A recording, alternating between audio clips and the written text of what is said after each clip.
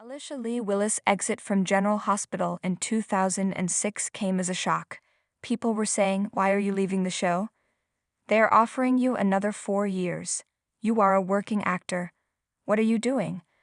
The actress recalled during the January 22 edition of former castmate Maurice Benard's State of Mind, which you can watch in full below.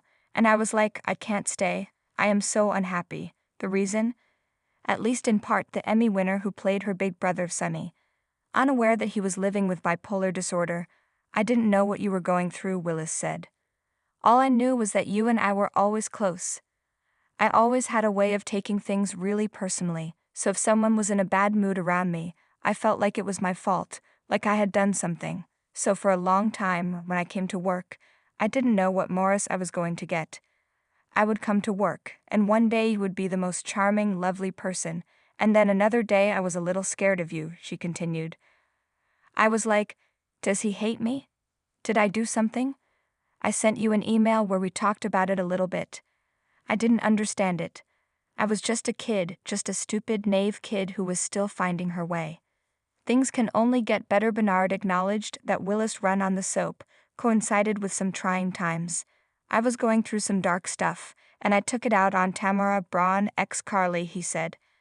"I don't feel good about it, but I apologized. I was a different guy then. Unfortunately, the guy he was then wasn't able to be there for his on-screen Sid, the way that he might have been today. I remember the last year at the show. It was really dark, and I would go to my dressing room and just cry," Willis said. "And it wasn't just that. That was a big part of it. I felt like we had such a good connection that I didn't feel like I had anyone to turn to. It almost felt like high school in a way," she added. "There was a time when you didn't really know who your friends were and who had your back and who didn't." Viva la difference. Ironically, Willis and the Benard of today probably would have been able to hash everything out, and Spencer's mother might still be alive and well in Port Charles.